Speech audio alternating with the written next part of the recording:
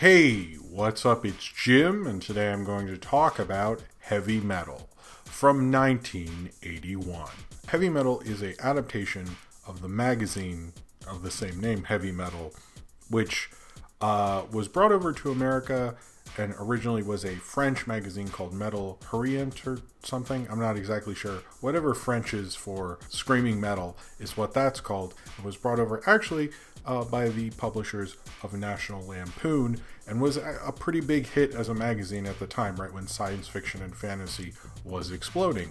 So naturally, they wanted to make a movie out of it.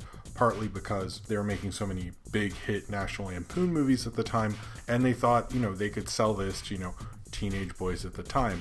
Now, I didn't grow up with Heavy Metal magazine. I read it later when I was older. Although I get watching this movie and the reputation of the magazine is mostly because of nudity.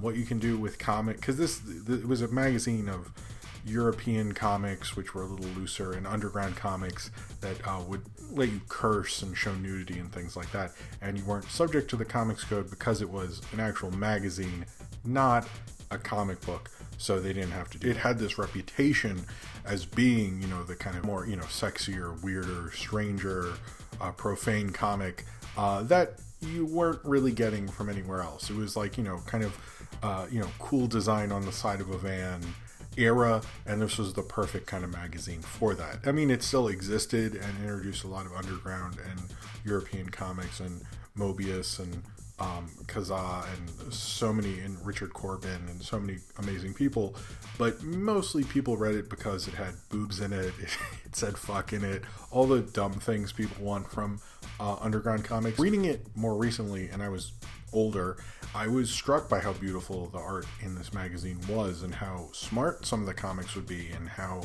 mind-bending it could be. But at the same time, they'd have like boobs in it and stuff. And so I think most of this magazine's reputation is sort of wrapped up in that.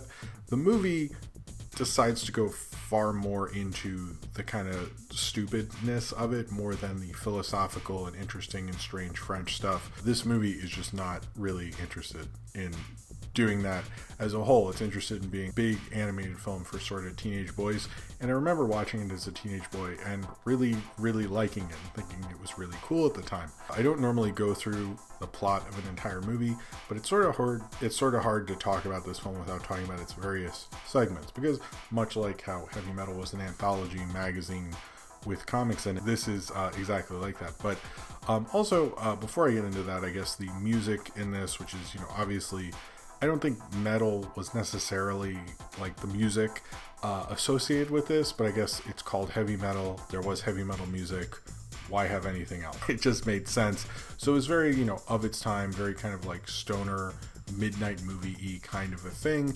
They got a lot of animators who worked on the Yellow Submarine. The director of Yellow Submarine directed the Den segment. The overall director, Gerald Potterton, was one of the animators on Yellow Submarine. This was mainly made with Canadian animation studios, but most of the directors seem to be English, which is confusing because if you hear most stories about it, they're like, oh, it's a Canadian animated production. But if you look into anyone who directed anything, they're like pretty much all English people. So that seems to be counterintuitive from what I had heard before. Basically, this was like the big animated cult film. It's often credited for Ralph Bakshi working on it. I don't think he worked on it. I couldn't find his name associated with it. He did not direct it. It is sort of that era. And it seems like they were like, well, much like there are a lot of really bad Fritz the Cat ripoffs and adult animated ripoffs that I'm sure Saber talked about one and other people have talked about them. This is probably a cooler way to do that because, one, they adapted a different comic. I don't know if they ever asked Ralph Bakshi to do any segments. That probably would have been a good idea. But they instead, use the market to do something with it, which no one really seemed to do, especially in America, which is super disappointing because you never really have that time theatrically to do adult animation the way Heavy Metal did. The first segment that starts off the movie it's sort of the same segment in my mind, but everyone counts it as two, is Soft Landing, which is the guy coming out of the spaceship in his car and like floating to Earth.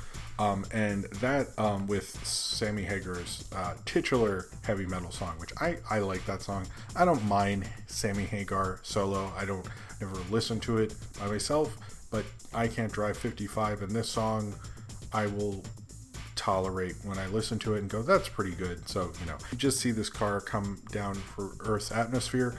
Both this and a couple segments of this are actually written by Dan O'Bannon. Now, Dan O'Bannon, if you didn't know, wrote Alien, also wrote Dark Star, which was John Carpenter's first feature film, and also helped write the story for Total Recall. Dan O'Bannon is an awesome kind of figure. It's kind of visually just an awesome, impressive sequence. The soft landing sequence is probably one of the things you're known for. Elon Musk is very inspired by that sequence because he saw someone fly in space, and he's that kind of guy, I guess. But that leads directly into Grimaldi. Is it Grimaldi? I think so. Which is kind of the sequence that connects all of the whole Heavy Metal movie. They couldn't just have, a bunch of shorts in there. They have to have this thing with the orb, which is also called the Lochnar, is what the guy in Soft Landing is bringing to Earth. He shows it to his daughter. The Lochnar immediately destroys him, and then, tells the daughter she's special, and then he's going to tell her various tales, which are mostly about, dudes getting laid and stuff. So I think that was, completely horrifying that this, 12-year-old girl had to watch, the fantasies of pathetic middle-aged dudes. But that was this movie. That's kind of the problem with the film, ultimately, is it's super uber sexist and very male fantasy stuff. And I remember liking it more when I was, maybe less aware of that, and it was more like, oh, boobs and sex and stuff. And now I'm older, and I'm like, oh, this is sort of lame, but it's kind of fun in its lameness. So now we'll get into the lameness, but the first one is actually the most influential past this orb stuff, which is a thing called Hairy Canyon, which is not only a really stupid euphemism for a vagina, but also what probably the most influential segment of this entire movie, because it majorly influenced Fifth Element and also was an influence on Blade Runner. Because there wasn't a lot of sci-fi then, so most likely if you're into sci-fi, everyone was seeing this stuff, because it's about this guy who picks up a strange redheaded woman, and he's a taxi cab driver. You can see where this is going. After that, it's more film noir than Fifth Element sort of just hints at it. It's actually playing off of various film noirs, honestly too many to name. It's based on Mobius, and Dan O'Bannon worked on a story called The Long Tomorrow Stories. This is sort of based on that. I'm not actually sure why Mobius didn't have, because he was one of the big stars out of heavy metal, especially in America. I'm very confused and researching this, why he didn't write anything for this movie. There was a falling out. There was some disagreement. If he was like, fuck you, America, I don't know. I have no clue about any of that. And anytime I've looked him up, there's no connection to he made it big from heavy metal, and that made his reputation and stuff. But why didn't they just have him write one of these stories? And that happens twice in this, where they use either iconography. They could sort of theoretically trick you if you didn't actually look up anything. But at the time, there was no internet, so you might be like, oh yeah, that's heavy metal. Yeah. Like this and the end sequence. But I actually really like this one. It is a little silly. The other thing is a lot of the tropes that go on throughout this film, which this one and the next one take on pretty much exactly, didn't bother me as much. So it's probably that, to be honest with you. But also, I think because it's based on a film noir, so I sort of know what it's doing. But this futuristic New York, and the design's really cool, and you can definitely tell it's animated by a different team than animated previous animation segment, and they do have a similar vibe but not exact vibe, which I sort of liked about each of those. Now when you get into Den is based on a Richard Corbin story this is maybe a little the closer adaptation wise, one-to-one, read the story, saw the movie, and did an adaptation, which I couldn't find actually. But Den, I've read the comic, and the comic's pretty cool, but this is also directed by one of the animation director from The Yellow Submarine. It is not like The Yellow Submarine. This is the most male fantasy of them all, and much like the last one, it's oh, this guy just saw this beautiful woman and now they're having sex, consensual, I will say, that's nice, but especially for the period. But it just seems I never have this luck with beautiful women, but now they just totally want to have sex with me and stuff because I'm a guy in this situation. Now he did save their life a couple times. Interesting, one little side note, in Den, the first girl he almost hooks up with, she says something like, oh, I'm British from this certain island. In the comic, she was transported, she was like 80 years old, and he's 12, which is a whole, even though they're transformed into separate bodies in this film, is a whole bunch of yuck. But but since they don't say it in the movie, you don't have to think about that. But it's still there. But this part voiced by John Candy. This is, although I like Harry Canyon, Den was the one I thought was so cool when I was a kid, because you see this nerdy kid who knows listening to transformed in this giant muscle-bound guy. The one thing about heavy metal that I will give it credit for that it doesn't usually get, everyone talks about the boobs and the sexy ladies in it, they would show like male nudity as well. Like they were not as much. They would in these stories, and in this one, in the original story, they would show his dick a lot, and in this they don't, because American censors. But this one's fun. The animation is not as good. Next to Harry Canyon, it looks a little crappy, to be honest. When VH1 would play this a lot, and I came onto this one, it seemed cooler. But when you watch it with the whole of all the stories, it always seems crappier to me. And I think John Candy, who gives a good performance through all of this, John Candy's probably the most consistent voice actor for all this. He's best utilized in this as a kid, kind of like, going like, oh wow, like I never thought he'd have all these muscles and all this stuff would happen. But the amount of times he has like sex with beautiful women in this really takes it down a notch. And especially because you see this trope in both, you see Harry Canyon and Den right next to each other. I was just like, how many dumb guy fantasies are, it's like, I guess, but at the same time, it just gets a little pathetic. Then Captain Stern, this one is more closely based on it. Just seeing this guy like Hulk out and do all this stuff, it's a little dumber. It definitely I think shows like how many different kind of animation styles are in it. It's kind of a fun dumb sequence. Heavy Metal would bounce around between a very serious like philosophical story and sort of like dumb sort of ridiculous humor, and that's this one. And then when you get to B-17, you also get another Dan O'Bannon thing. This one always had a pretty striking imagery in the magazine. I don't know, this one always feels a little weirder to me. Like you could honestly cut this out because it tries to be a little more serious. I just never thought it worked as well, because it's sort of like, let's do this horror thing. And I know I'm not saying Heavy Metal as the magazine, a lot of different things going on. But when you get to B-17, you get to this thing where it's like, yes, but we're kind of, I think this movie works best when it's a little more honest with itself. Like, it's appealing to the 12-year-old boy who reads Heavy Metal magazine. It's not trying to be something that the publisher of Heavy Metal magazine worked, and B-17 is kind of the difference from that. I like it. It just tonal whiplash in terms of this, and I'll always remember the images from the comic. I don't know if the animation in this is still really good. I like it, but then when you get to So Beautiful, So Dangerous, you have that smiling spaceship thing, which is like iconic imagery.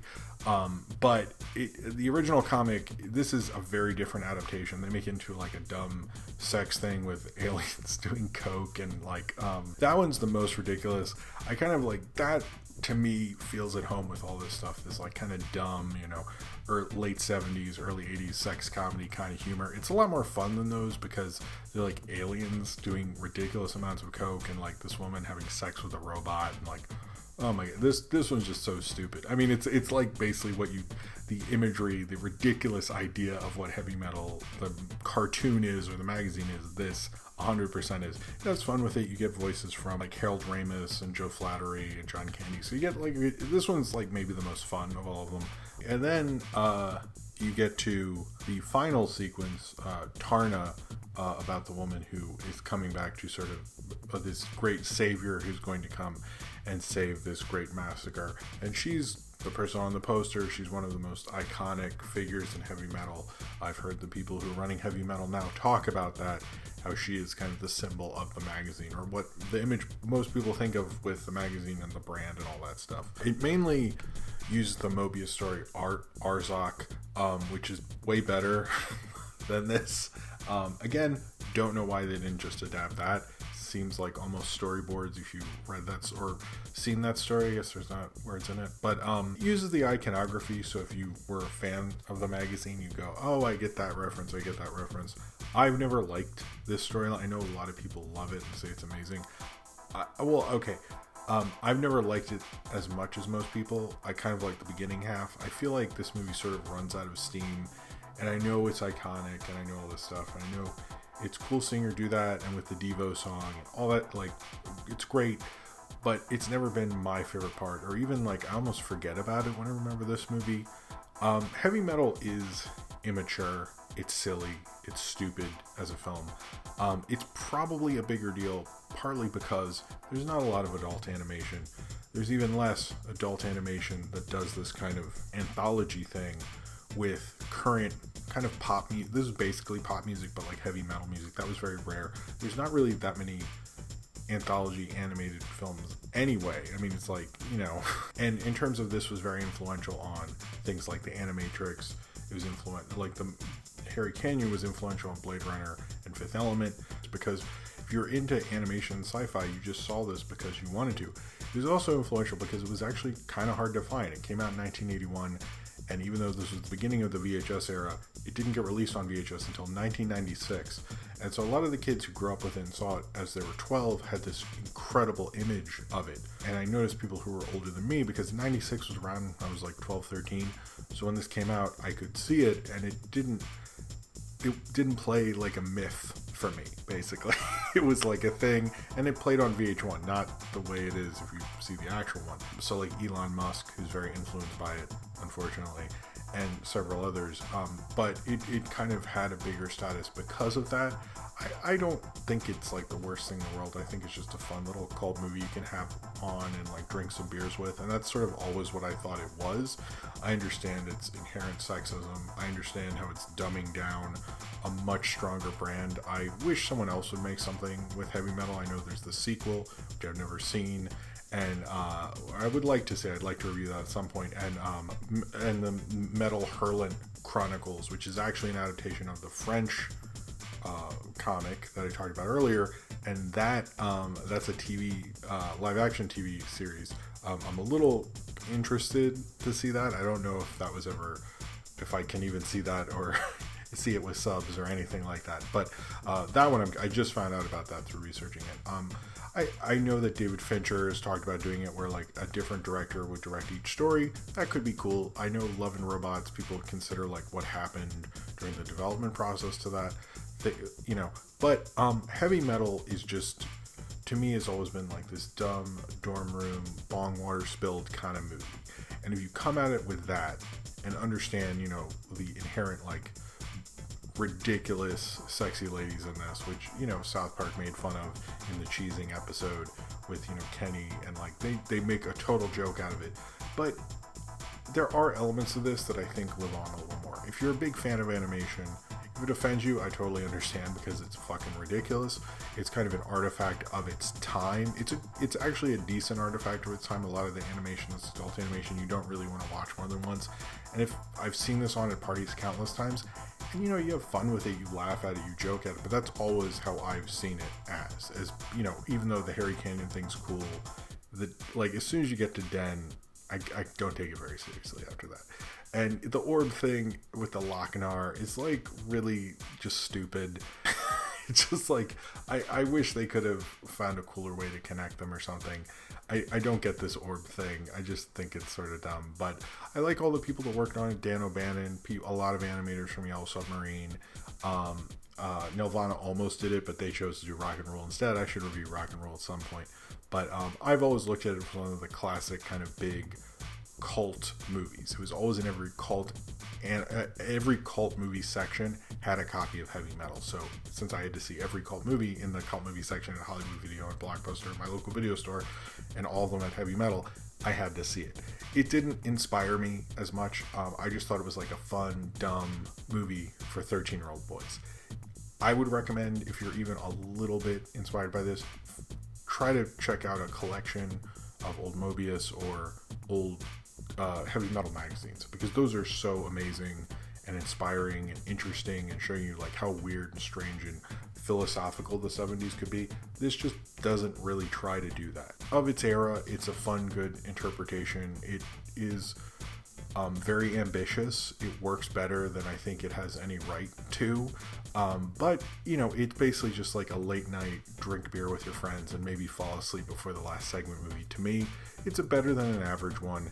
It's just ridiculous in the girls and all that stuff. But it's, you know, I've always kind of liked this kind of strange kind of cult movie. I'll probably only remember the Harry Canyon segment is the one that I think stuck with me the most. But it, you know, it's a mixed bag. I feel like at some point someone could probably make a better heavy metal anthology movie. I don't think this is a classic untouched thing, but the magazine was a lot better than the movie, but I think the movie was a pretty fun ride, and it's cool listening to that 70s music and imagining what it would be like, get wasted or faded with your friends and go into the theater and have a good time. And if you're looking at it that way, I think heavy metal holds up pretty well. If you're looking at it in other lens, and because there isn't enough adult animation, it takes on another meaning, and that's just sort of the context and the historical context of what it is.